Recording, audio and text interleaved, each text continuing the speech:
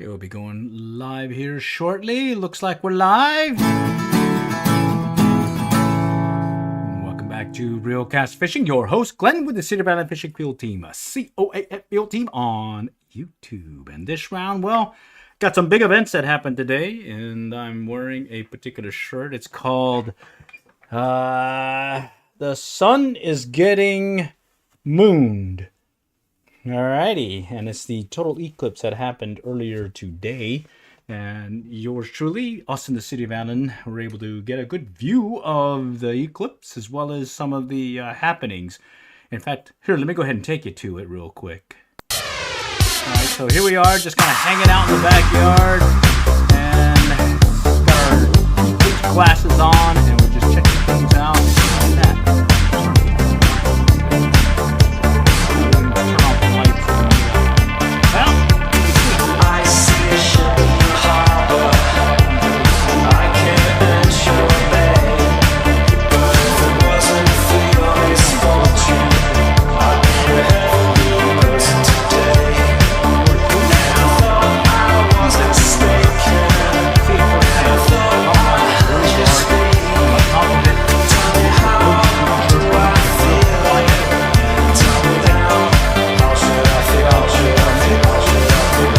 Sunny.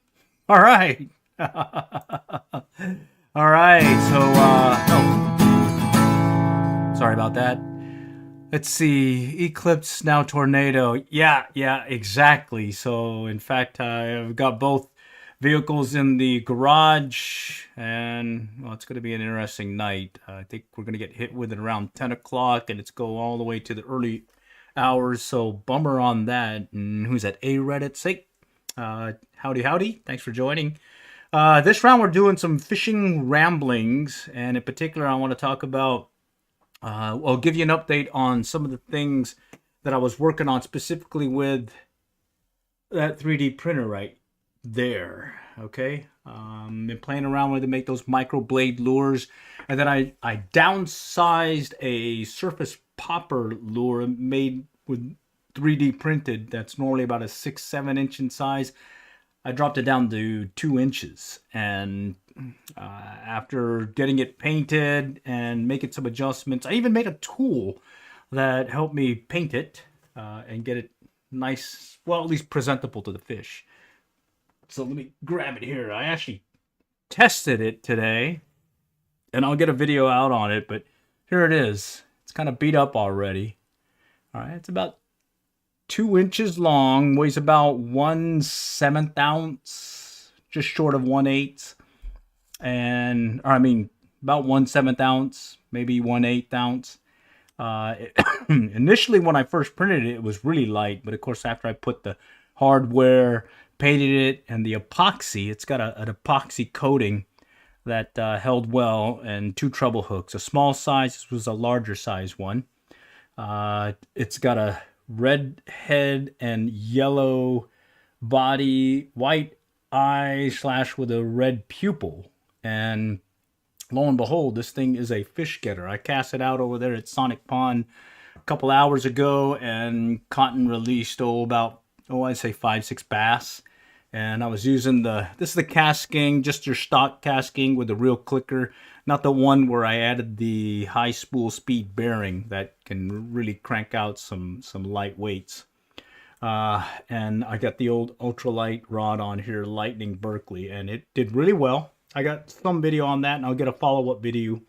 But I'm really happy with it. I think I might make some adjustments, because this one uses some hook eyes that you put into the lure itself. I think I'm gonna make a wire body piece that'll go in and do a through wire piece, because if I do get a bruiser, I suspect that it may be a little bit hard or possibly break off, because I don't know, a little hook eye thing with little screw threads. You get a nice size one, it may throw you. But let me grab the tool that I made. Right here. Okay.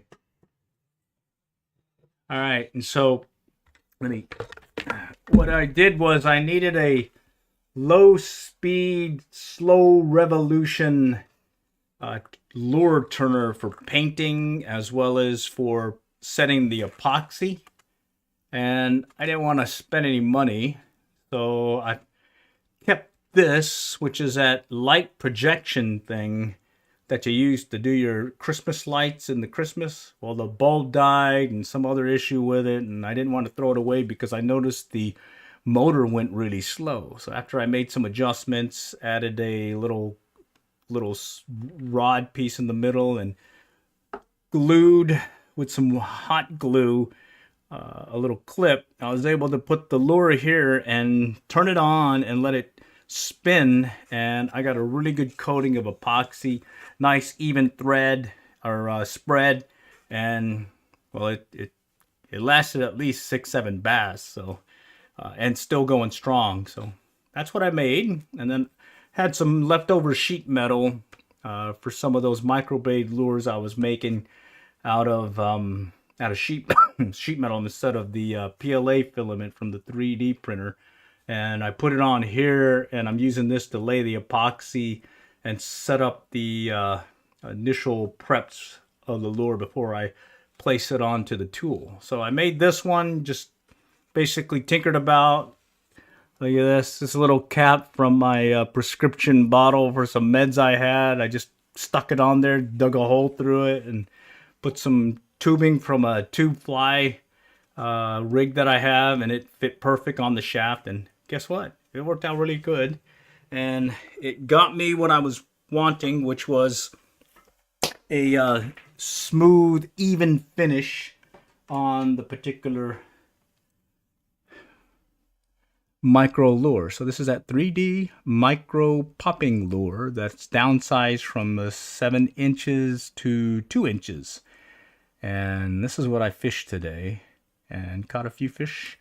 In fact, let me go ahead and take you to one of the videos. I still got to work on the video, but let me take you to it. So here's where I'm just going to the local pond over there at Sonic. I haven't tried this out yet. I'm just going to go out and see if, well, number one is a 3D printed micro lure is a viable thing that you can do. And on top of it, will they catch fish? And I was kind of hesitant to see if it would.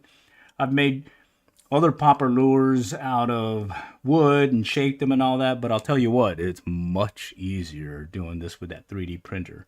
Got it on there, and I was using that ultralight bait casting gear, that Casting Zephyr, stock Casting Zephyr with the reel clicker. I didn't add the high speed, or the other Zephyr reel I have has the high spool speed bearings. And what I'm doing here is I'm just looking at the water in the pond. I could see some fish moving about, and here I'm just going to go cast it out and see what happens. So this could be the first cast of the, I guess, micro popper lure.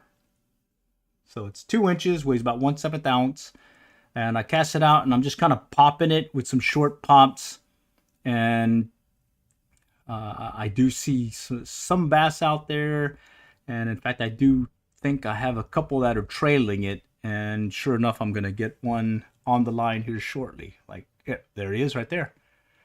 All right, so yeah, this 3D printing, I've always wanted to do different 3D prints to make tools and whatnot, or parts and small things. Well, in this case, it looks like I can also use it for catching a fish or two. And so far, I've been really happy with it. The setup time for actually printing it takes about 10 minutes to print.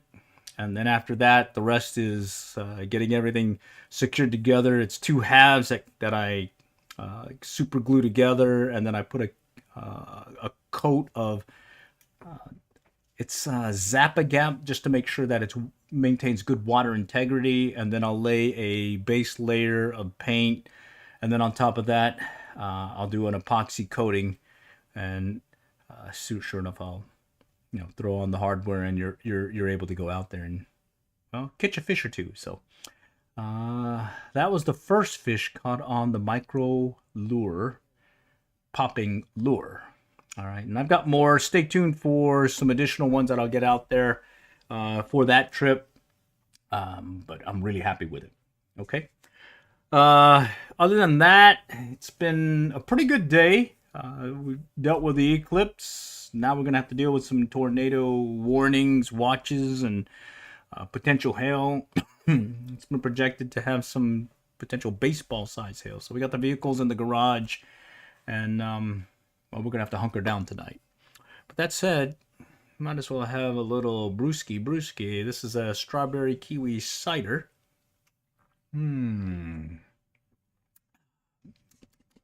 Very good. Anyhow, hope you guys are having some fun out there. This time of year is a great time to be out hitting the different ponds. I mentioned how I used the micro popper lure today. Previous to that, did a couple of live streams fishing different fishing flies, and I think I started out with a foam damselfly at one place. Got a good amount of bass and a couple of bluegill. They weren't big bruisers, but they sure were fun. And the key takeaway there was the local ponds are starting to get clobbered with a lot of that greenery that kind of grows in the ponds this time of year. And a lot of times I like using, be it bait casting gear or bait finesse gear, ultralights.